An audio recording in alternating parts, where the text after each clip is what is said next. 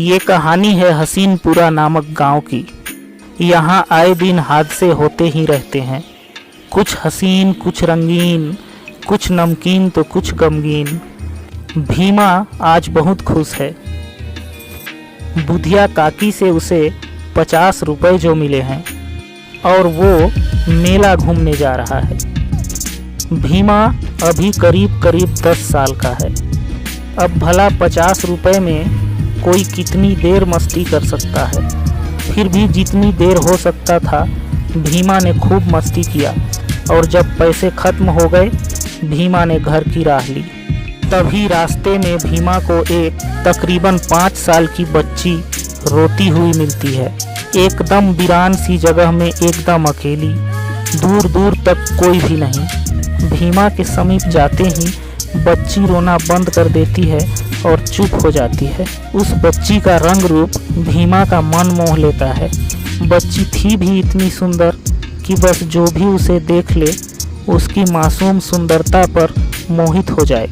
ये किसकी बच्ची है? यहाँ क्या कर रही है? नाम क्या है तुम्हारा? नैना। तुम्हारे मम्मी पापा कहाँ हैं?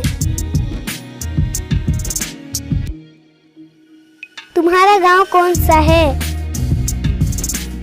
तुम किस गांव की हो? क्या करूं मैं इसका? ये तो कुछ बोल ही नहीं रही है। इतनी सुनसान और वीरान जगह में इसे अकेला कैसे छोड़ दूं? शायद इसके मम्मी पापा नहीं है। इसे अपने साथ अपने घर ले जाता हूँ, लेकिन माँ से क्या कहूँगा? संध्या होने वाली थी। कुछ देर के सोच विचार के बाद भीमा नैना को अपने साथ लेकर अपने घर की ओर चल पड़ता है। रास्ते में ही भीमा को उसकी माँ दिखती है जो लकड़ी का गट्ठर लिए जंगल से घर की ओर आ रही थी। भीमा की माँ अभी कुछ दूरी पर है। तभी भीमा को एक युक्ति सूझता है और वो रास्ते के किनारे ही एक पेड़ के नीचे नैना को बिठाकर रोने को कहता है और खुद झाड़ियों के पीछे छिप जाता है। उस सुनसान जगह में अकेली बच्ची को रोता देख बुधिया काकी रुक जाती है और पूछती है, तुम कौन हो बेटी? नैना। अरे रे, कौन निर्मोही इस समय इस मासूम बच्ची को यहाँ अकेला छोड़ गया? अब क्या करूँ, शाम भी होने वाला है। ऐसा करती हूँ, इसे साथ ले जाती हूँ। सुबह गांव वाले और मुखिया जी जैसा उचित समझे। और बुधिया काकी नैना को अपने साथ अपने घर ले जाती है। भीमा का तो जैसे कार्य सफल हो गया। फिर पीछे पीछे भीमा भी घर पहुँचता है।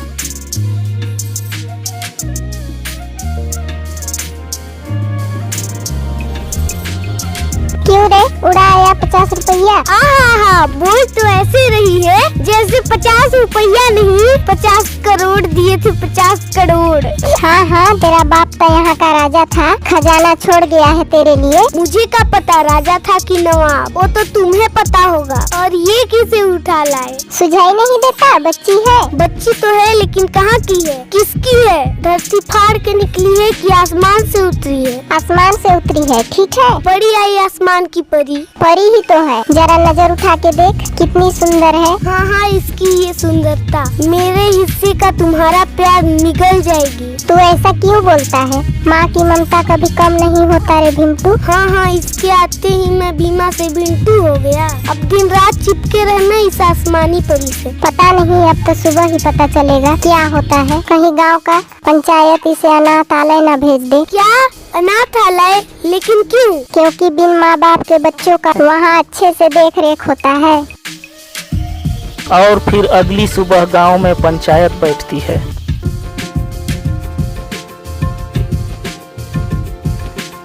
मुखिया जी, ये नैना है। कल जंगल से आते समय ये मुझे रास्ते में एक पेड़ के नीचे रोती हुई मिली। पूछने पर सिर्फ नाम बताया और कुछ भी नहीं। कहाँ से आई है, माँ बाप कौन है, पूछने पर उत्तर में इसके पास चुप्पी के अलावा कुछ भी नहीं। क्या पेड़ के नीचे? शिरडी के साईं बाबा भी पेड़ के नीचे मिले थे। तो क्या साईं बाबा लड़की के रूप में फिर से अवतरित हुए हैं? तब तो साईं बाबा नहीं साईं बबुनी हुई। साईं बबुनी।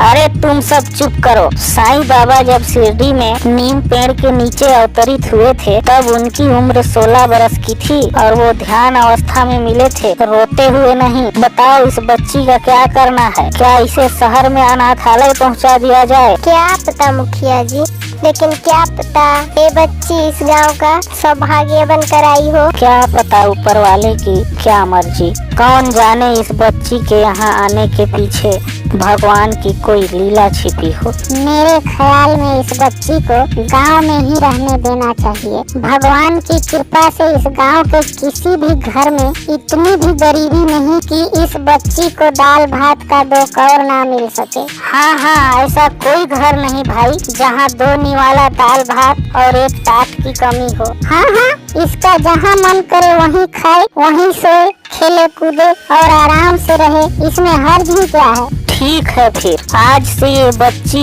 नैना इस पूरे गांव की बेटी है। सबको ध्यान रखना होगा कि इसे कोई तकलीफ ना हो। फिर क्या, नैना अब जहाँ चाहती वहीं खाती, नींद आए तो कहीं भी सो जाती। हंसते खेलते उसके दिन गुजरने लगे। नैना अब पूरे गांव की है, लेकिन नैना का कोई नहीं। हाँ, एक भीमा को छोड़कर। भीमा उसे अपनों से भी बढ़कर मानता है। मानो भीमा नैना की एक हंसी के लिए कुछ भी कर गुजरे। जैसे भीमा को नैना के रूप में उसके बचपन का एक सच्चा साथी मिल गया हो। नैना का ज्यादातर समय बुधिया काकी और भीमा के संग ही गुजरता था। भीमा और बुधिया काकी के पास वो एक अलग और खास तरह का अपनापन महसूस करती थी। धीरे धीरे दिन गुजरे, महीने गुजरे और ऐसे ही 8 साल गुजर गए। फिर एक दिन तेज जोर से बुधिया काकी की आत्मा परमात्मा से भेंट करने चली गई।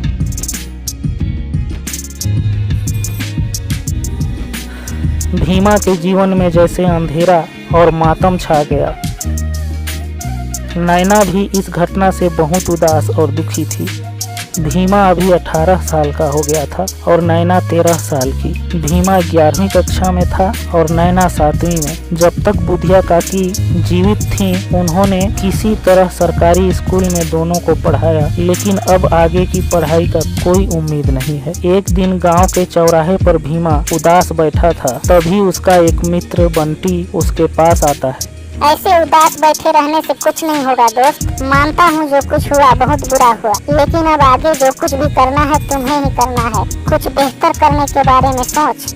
मैं तो सोच सोच कर परेशान हूँ यार, लेकिन कुछ समझ नहीं आ रहा कि आखिर करूँ तो क्या करूँ। क्यों समझ में क्यों नहीं आ रहा? अच्छे खासे लंबे चौड़े और हट्टे कट्टे हो, और फिर तुमने तो मैट्रिक की पढ़ाई भी पूरी कर ली है, फिर तुम्हें देश सेवा का ख्याल क्यों नहीं आता? तुम क्या कह रहे हो या क्या कहना चाहते हो? मेरी समझ में कुछ नहीं आ रहा। सुना नहीं क्या? 15 दिन बाद 16वें दिन यानी 28 तारीख को शहर में इंडियन आर्मी की सीधी भर्ती होने वाली है। जाकर जमकर दौड़ लगा और सिलेक्ट होकर देश की सेवा कर तो लूं, लेकिन सोचता हूँ मेरे पीछे नैना का क्या होगा। तू नैना की चिंता बिल्कुल मत कर। वैसे भी वो पूरे गांव की बेटी है, यहाँ पूरा गांव है उसका ख्याल रखने के लिए। और फिर अगर तू आर्मी बन जाता है तो आगे भी कई तरह से उसकी सहायता कर सकता है। और फिर सीधी भर्ती में दौड़ लगाकर भीमा देश की सेवा करने चला जाता है।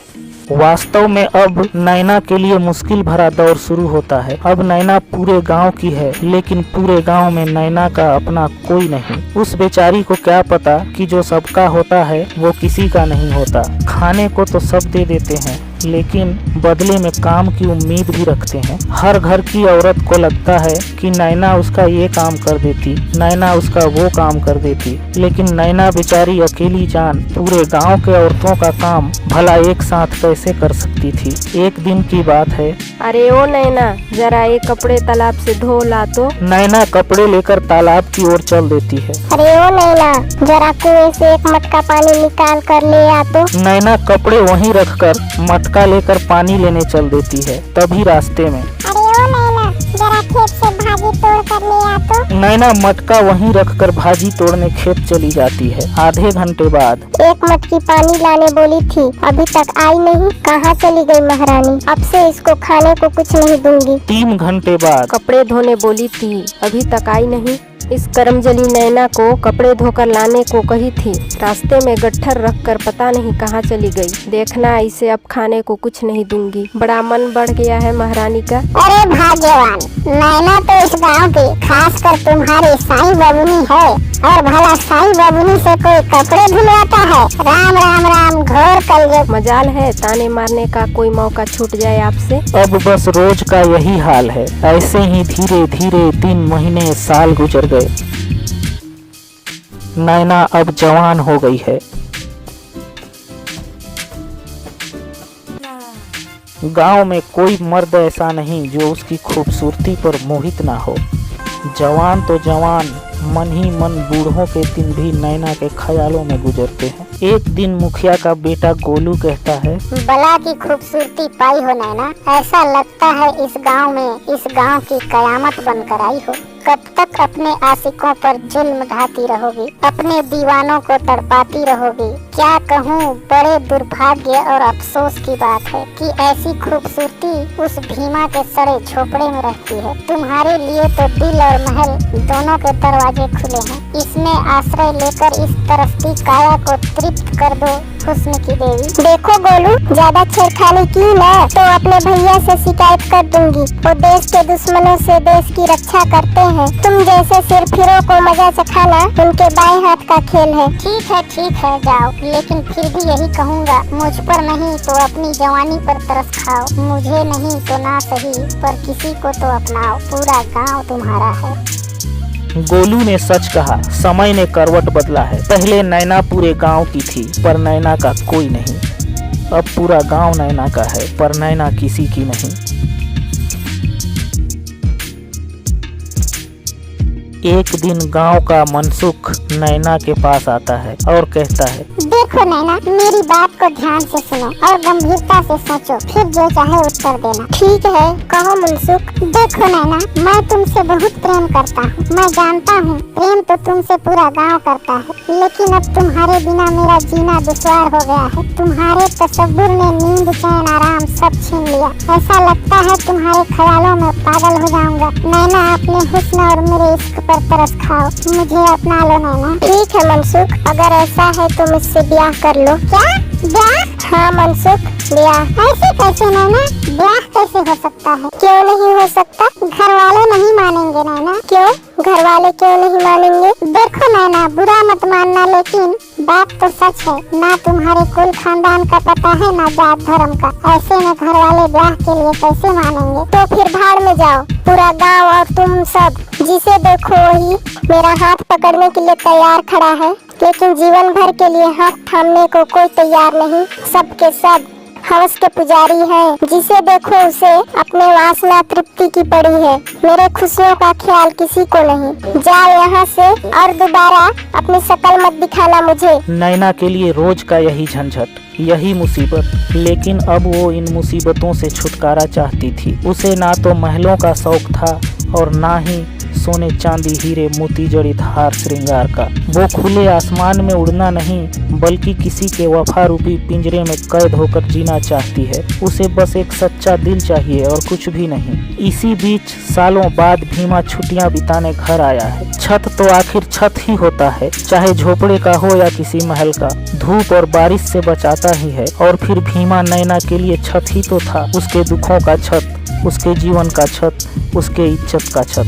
भीमा मन ही मन नैना को बहुत चाहता था। उसे किसी देवी की तरह पूजता था और मन ही मन नैना से बहुत प्रेम करता था। लेकिन कोई चीज उसे रोके रखा था। शायद संस्कार और मर्यादा ही थे, या फिर प्रेम भावना की उम्र इतनी कि कहकर भी कुछ कहा ना जा सके। नैना भी भीमा को जैसे भगवान की तरह पूजती थी, लेकिन नैना के लिए भीमा प्रेम से कहीं ऊपर था। इज्जत इतना करती थी कि बिना एक पल सोचे भीमा के एक इशारे पर अपनी जान भी दे दे। लेकिन नजरिया अलग था, जैसे एक भगवान और भक्त का। नैना स्वयं को भीमा के काबिल नहीं समझती थी और भीमा को कभी उस नजरिए से ना देखा ना सोचा। एक दिन बड़ी हिम्मत करके भीमा ने नैना से कहा, नैना, ना इस दुनिया में तुम्हारा कोई है, ना मेरा कोई है। हम दोनों अकेले एकाकी इस जीवन के तन्हाइयों को झेलते जा रहे हैं। क्यों ना हम दोनों ब्याह कर लें और एक नए रिश्ते में बंध जाएं। इससे हमारी तन्हाइयाँ भी दूर हो जाएंगी और कुछ हद तक जीवन की परेशानियाँ भी खत्म हो जाएंगी। क्या ब्याह? लेकिन ये कैसे संभव हो सकता है? मैंने हमेशा मन ही मन भगवान की तरह आपकी पूजा की है, आपको हमेशा बड़े भैया के रूप में देखा है। मेरे हृदय में संसार बनाने वाले भगवान से भी ऊंचा स्थान आपका है। फिर आपकी चाहत पर अपने आबरू तो क्या, अपना जीवन भी कुर्बान कर दूं। मुझे परवाह खुद की नहीं आपकी है। कल को जाकर आपके चरित्र पर कोई उंगली उठी तो मुझसे बर्दाश्त नहीं हो पाएगा। सबका शरीर मरता है, लेकिन ऐसे अपमान से तो मेरी आत्मा ही मर जाएगी। मुझे क्षमा करना बहन, मेरी भावनाएं भटक गई थी और फिर मुझे पता नहीं था तुम मुझे बड़े भाई के रूप में देखती हो। और फिर इस संसार में माँ बेटे के रिश्ते के बाद भाई बहन का रिश्ता ही तो सबसे पवित्र रिश्ता है। और फिर तुम तो मुझे अपना बड़ा भाई मानती हो और फिर बड़ा भाई का स्थान तो पिता समान होता है। यह बातचीत तो वहीं खत्म हो जाती है, लेकिन भीमा के मन में तसल्ली भरी एक शिकायत रह जाती है कि इनकार करने का यह अच्छा तरीका है। लेकिन यह नैना ही जानती है